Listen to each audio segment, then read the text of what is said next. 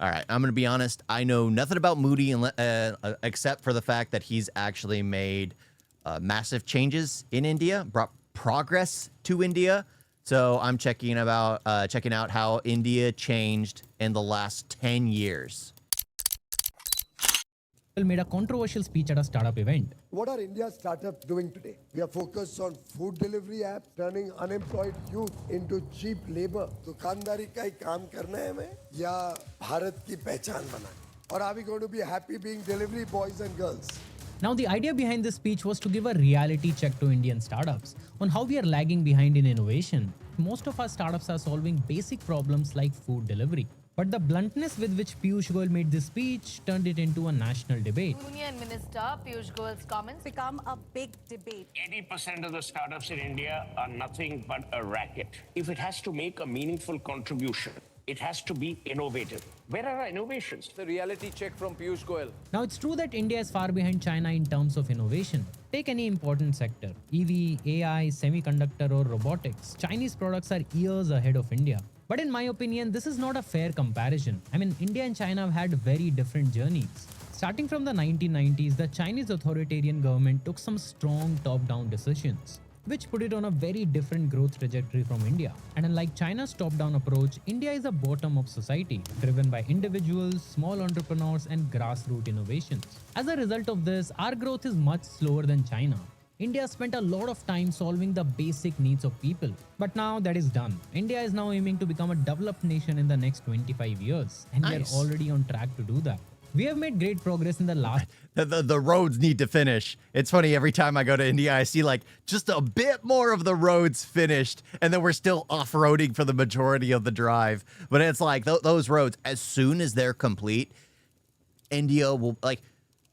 I think one of the biggest issues India has is its roads, is primarily its traffic.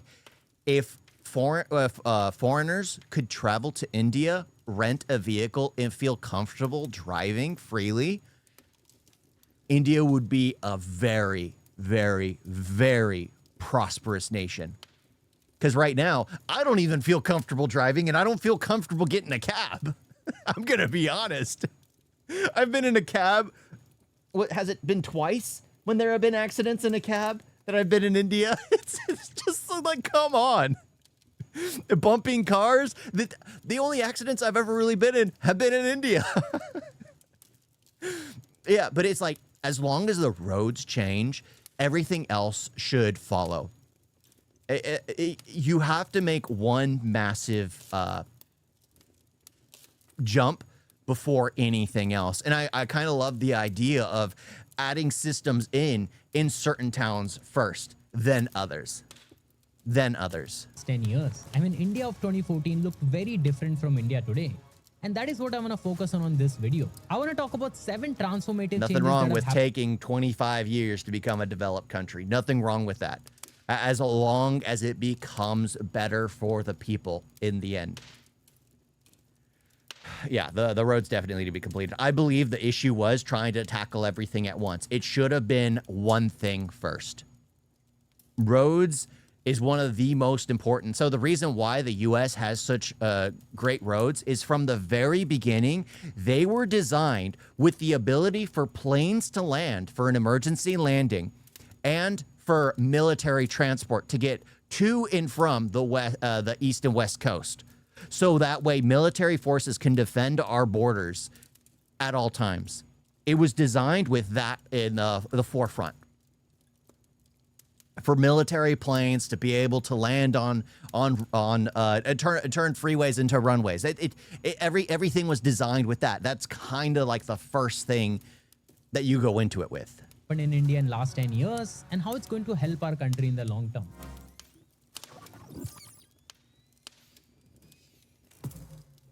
Before we start, I want to say that we are now part of Zerodha's 01 network.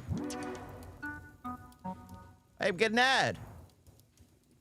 And now let's jump into the episode. The first thing I want to talk about is electrification. It's crazy that I have to talk about electrification in this video. I mean, it's such a basic need. But the truth is, 10 years ago, a big chunk of our population did not have access to electricity. According to this World Bank report, in 2014, around 264 million people, or 20% of India's population, did not have access to electricity. So effectively, 1/5 of our population was living in the dark. And for the remaining people who had electricity, there were massive power cuts. At the time, an average rural And power outages. I mean, even now there are still like those power outages. Like when I'm in India and then the power goes out, I'm like, this feels weird. It feels weird. And then the inverter turns on, and then you hear like the fan and everything start making noises because it's you know it's running off the inverter, and it's just like, this feels weird. You just get used to it. But like as soon as the power, roads, infrastructure, a lot of stuff need to be done, but at the same time, 25 years to finish it all is still a great projection. household in India had only 12.5 hours of electricity daily, so no power for the half of the day. This changed dramatically after 2014, and in just 4 years, India achieved 100% electrification. Let me show you this picture. This is how India looked at night before 2014, and 10 years later, this is how it looked. A crazy transformation. And do you see something very interesting in this first picture? It's like between North and South Korea. There are these clusters of brightness, and these are the big cities of India: Delhi NCR, Ahmedabad, Mumbai Pune, Hyderabad, Bengaluru, and Kolkata. And there's a big contrast with the rest of India. Basically, urban India had access to most of the electricity. And And not all cities. That's the thing. It's like I've traveled through areas where the roads are still bad. The power still goes out here and there. Eventually, like here in the US, we no longer use meters, but it's like they're installing meters at the houses now in India to judge and gauge how much people need to be billed for their power consumption, things like that. Like those are basic necessities. Eventually, it'll all become automatic based to where you don't need, you just know exactly how much power is being directed there.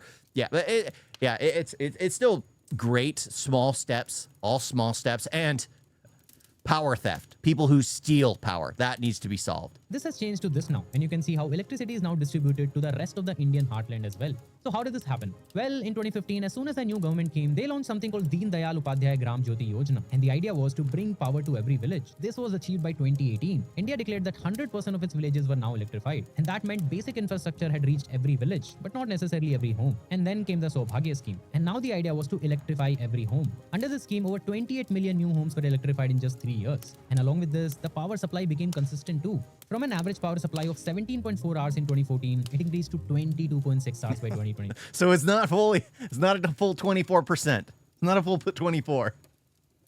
Yeah, the power theft is massive. Yeah. It's just one of the things that needs to be solved. As soon as that is solved, things will just get much easier. The Congress government doesn't want to have infrastructure because they just want to provide everyone's DEI, even if there is no job. Really?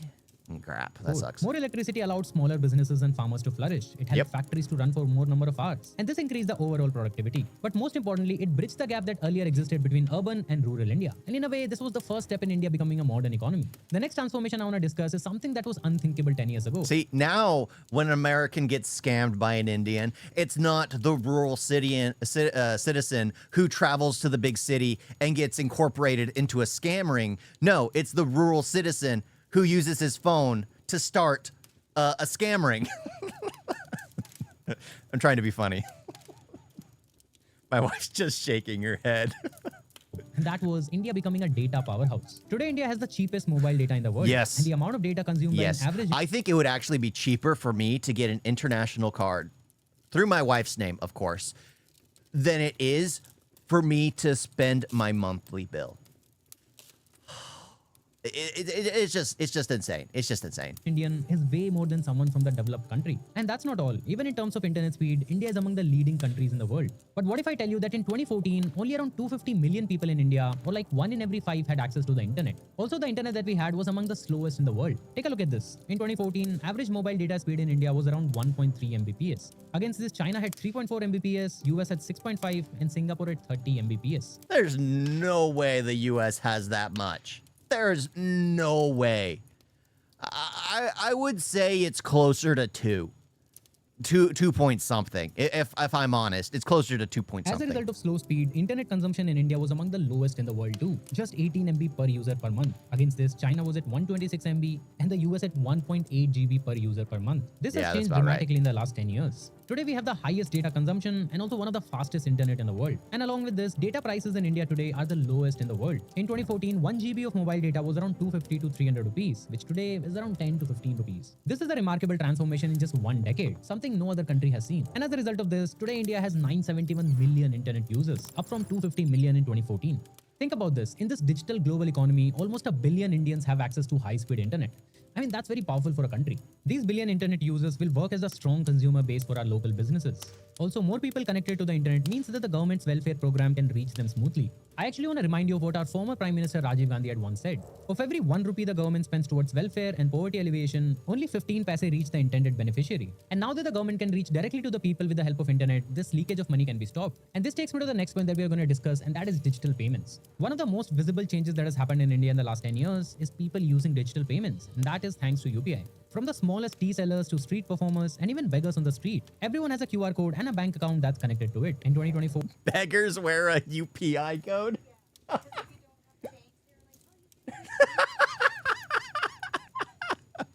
They are revolutionizing the panhandling business.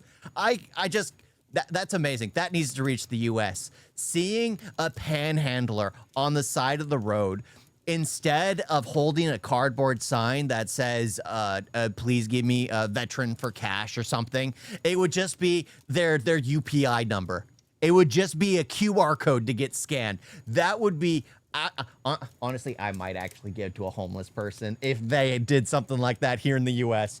It'd be a one-time thing. The first one to do it, I will give money just because it's like, you know what? An industrial hobo. You got to give it to him. You got to give it to him. India accounted for 49% of global real-time transactions. And if you see this complete list, India did more transactions than the next 9 countries combined. And you know why India became so big in digital payments? Because unlike other countries where private players mainly introduced digital payments, in India the government made it a digital public good. Over the years, many notable people have praised India's digital payments journey.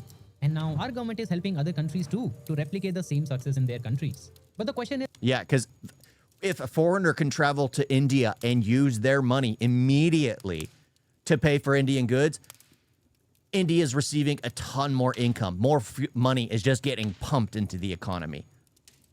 It is just a massive positive. how did India do it in the first place? And that too in such a short span of time. Well, it started in 2014 when the government launched Jan Dhan Yojana. And under this scheme, almost 55 crore new bank accounts are opened. The idea was to give a bank account to every Indian. Then came UPI in 2016, which made paying through mobile very, very easy. It's like what companies like Alipay and Square were doing on a small scale in their countries. The Indian government did it for 1 billion people, and that too very quickly. And now that India has one of the most advanced digital payments infrastructure, it is helping us in other sectors too. To begin with, it is helping all kinds of digital businesses to collect payment instantly. Earlier, when people used to deal in cash, a big chunk of the company's resources used to be spent on handling that money. First depositing it in the bank and then waiting for days for it to reflect in your account. Now it happens in seconds in most cases. So it's fair to say that digital payments have pushed the Lucky Beskar could not happen at this day and age.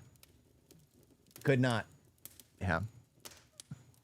Unless he swaps out a QR code with his own. formalization of our economy faster than anyone would have guessed. And the rise in digital payments, along with a large internet user base, has helped in the explosion of number of startups and unicorns in the country. In 2014, India had only around 350 startups, and these startups were present in only a few big cities like Bengaluru, Mumbai, and Delhi. But in the last 10 years, the number of startups has increased to 1.6 lakh, almost 450 times the growth. And along with this, startups are now present in every corner of the country. According to Indian Success Report 2024, startups are now present in 670 of the total 806 Indian districts. And The thing is like hopefully there are important, because the thing is the whole bubble of the startup and the new tech, what is it, the startup thing, it burst in the US because a lot of them were just fraudulent. They were just receiving a ton of funds from tech departments and things like that. The bubble ended up bursting, and it happened with the lady who pretended to be Steve Jobs, and she started talking like this, faking her voice with like the blood tester that could test your blood and find out if you had any medical ailment or the whole thing was fake, and that kind of right there burst the bubble entirely after that. I forgot what the lady's name was. But yeah, she burst that bubble. She made it harder for the others to get free money. 50% of all the startups are in tier 2 and tier 3 cities. Next, let's talk about unicorns. Up until 2014, India had just 3 unicorns, and 2 of these 3 were mainly targeting foreign clients. So in a way, Flipkart was the only true unicorn at the time in India. And this scenario has completely changed now. Today we have over 118 unicorns, and we are only behind the US and China in this list. And most of these unicorns have become unicorns by serving Indian customers. The old belief that Indians don't like to pay for digital products and services is completely destroyed. Today we have startups like Mensa Brands, which achieve unicorn status in just 6 months. Then there is Zepto, which pioneered the dark store model for quick commerce and is now replicated by a number of startups around the world. Then we have hardware startups like IdeaForge, which is exporting military and industrial drones to 20 plus countries. And these are just a few examples. Today India has some of the most cutting edge startups in sectors like nanotechnology, fusion energy, space and satellites, and robotics. Now of course the main reason why Indian startup ecosystem has grown so much is because of the amount of funding it has received. 10 years ago, the total funding Indian startups used to raise in the entire year was around $1.5 billion. Today we raised that much amount in just 1 month. Also, earlier global VCs did not think of India as a distinct market. They used to have Asia-specific funds, and India was just one geography out of it. And the simple reason was we did not have a lot of opportunities. Today though, most of the leading venture capital firms like Sequoia, Lightspeed, and Axel have India-specific funds, and the fund sizes are increasing every year. Also, as more and more VC funds get an exit either through an IPO or an acquisition, it signals to the world that India has big opportunities. For example, Tiger Global invested around $1.2 billion in Flipkart, and when Walmart acquired the company, Tiger Global made a profit of around $3.5 billion. Similarly, funds like Sequoia and Axel have made massive returns from the IPO of companies like Got bought by Walmart. It's funny. They are made and then they're bought by an American company and then they make more. Yeah, Zomato. It's funny because I got the Zomato notifications on my email all the freaking time. My wife accidentally signed up through my email and not hers, and I still get the notifications to this day. I was like, I keep wanting to just say stop to those emails. Zomato, Swiggy, and Mama. And these are the VCs I'm talking about. There's a wave of new kind of investors that have come up in the last few years called angel investors. And these are the people who are solo investors, most of whom have made money in India and now are giving it back to the ecosystem. People like Anupam Mittal and Kunal Bahl have invested in over 200 startups. And these angel investors are very accessible to young founders when compared to big VC firms. And finally, the government has played a big role in promoting startup funding as well. In 2016, the Indian government for the first time launched a dedicated fund to invest in startups. It was called Fund of Funds for Startups, and its size was 10,000 crore rupees. Pretty big step for a country like India, where earlier governments had played a very small role in promoting startups. And this brings me to the next point, which is increased government support for startups. See, India has historically been a socialist country. So if someone has made a lot of money through starting a business, the society did not like them too much. And this is something that has changed in the last 10 years. It started when Prime Minister Narendra Modi talked about promoting startups in his Independence Day speech in 2015. Becoming more capitalist society. They're stepping away from the socialist society and starting to push more capitalist. It's just like, yeah, in the end, capitalism is what brings the money. You create a product that people want and they'll pay for it. It's that simple. It's that simple. Then in 2016, the government formally launched the Startup India scheme, and under this introduced many benefits for the startups, things like tax holidays, simplification of laws, and fast tracking of patent applications. And then the government launched the Fund of Funds for Startups worth 10,000 crore rupees, where the government partnered with the private sector to fund good startups. And this is something very common in China, by the way, where all the major companies that you see have received government support in some way or the other. Today in India too, the government has grants and dedicated funds in almost all the major sectors. I'm sure you would have heard of Agnikul Cosmos, which developed India's first private satellite launch vehicle. And they got early. Socialism is really a curse that's hard to wash away. Yeah. I mean, I grew up in the U.S., so I've always seen socialism, dictatorships, nothing but even democracy. It doesn't really work, especially when democracy becomes a monarchy like it is in the U.S. now, where everyone in power, except for the president, the sitting president right now, was born in power. Like if you look at the family tree of every politician in the U.S., the majority of them are all married to each other because they'll have their daughter's hand in marriage to this politician's son in order to connect the families. It all sounds very mafia-like, but yeah, it is. It's crazy, absolutely crazy. But yeah, democracy and capitalism have always seemed to make sense to me. Like capitalism works. It works. If you want money in a nation, you have to support capitalism. And that's the thing. The U.S. has gotten away from that, where they no longer add money to the people. The people don't have money. People don't do unless it's a big corporation, and the startup bubble has burst. So no one's starting anything new. No one's trying to do anything new. And in the end, it's too expensive to make anything here in the U.S., which is why they have all the tariffs, which is why they're trying to do all this to just, if we're sending things overseas, might as well tax the people for it. It's insane. It's insane. Funding support from IDEX, which is Innovation for Defense Excellence, and that comes under the Ministry of Defense. Similar to this, a huge number of Indian startups have received support from the government in the form of grants and funding. The best example of this government-private collaboration is our space sector, which has done phenomenally well in the last 10 years. See, 10 years ago, ISRO was just a regular space agency with some achievements but nothing spectacular. The world first noticed ISRO when in 2014 our Mars orbiter mission Mangalyaan successfully reached the orbit of Mars. India was the first Asian country to achieve this and the fourth in the world. But this was not the main achievement, it was the efficiency with which ISRO completed this mission. The entire Mangalyaan mission was completed end-to-end in just 18 months, and its cost was only $74 million. Compared to this, NASA's Maven mission, which also went to Mars, took 5 years to complete and cost $651 million. But again, the whole thing, there is red tape upon red tape upon red tape. You have to pay the people who do the inspection, which is important, and then you have to pay off on this, and then you have to pay off on this, and then you have to pay off on this. There is so much red tape that shouldn't be there, just so that everyone can have their hands in the cookie jar, which is why it costs so much. This stuff shouldn't cost this much, and that's kind of what they're trying to do. They need to audit the entire U.S. government to find out where all this money is going, because this stuff shouldn't be this much. In fact, it took more money to make the movie Martian than it cost India to send a mission to Mars. Then, India also beat other countries when it came to exploring the moon. In 2023, India became the first nation in the world to land a spacecraft near the south pole of the moon, a region believed to have water. And these two missions have established that ISRO is in the top league when it comes to space. And now, ISRO is helping a range of young startups to solve the most challenging space problems. For the next decade, India has some ambitious plans for its space program. In 2026, we plan to launch Gaganyaan, which is India's first manned space mission. Next, ISRO wants to set up our own space station by 2035. Nice. This will make us the fourth country after US, Russia and China to have our own space station. And finally, India is aiming to send humans to the moon by 2040, joining the US and China in this race. For me, India's growth is best symbolized by ISRO. And that's why I like to have this picture always in the background. It is an organization that began with borrowed technology and scrappy launches, and has now become a global space power, sending missions to the moon, Mars and beyond.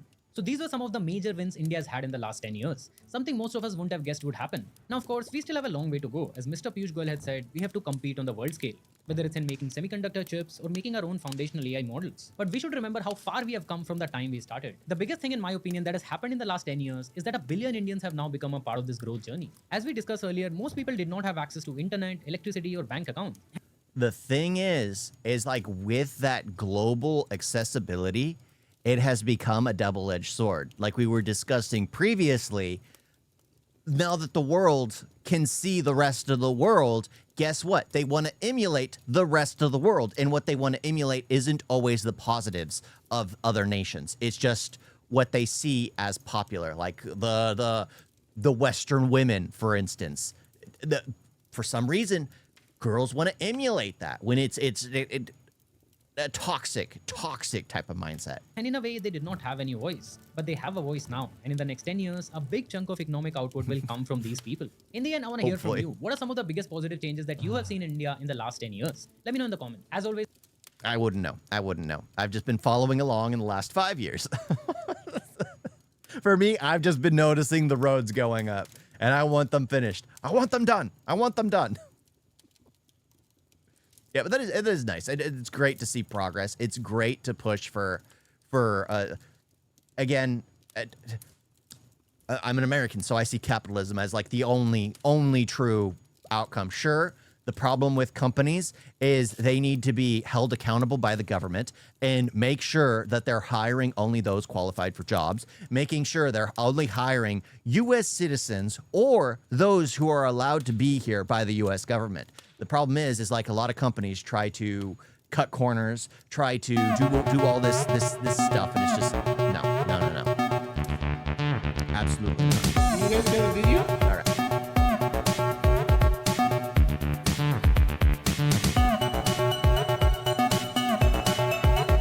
What's so bad? And don't forget to like and subscribe. Wait on that.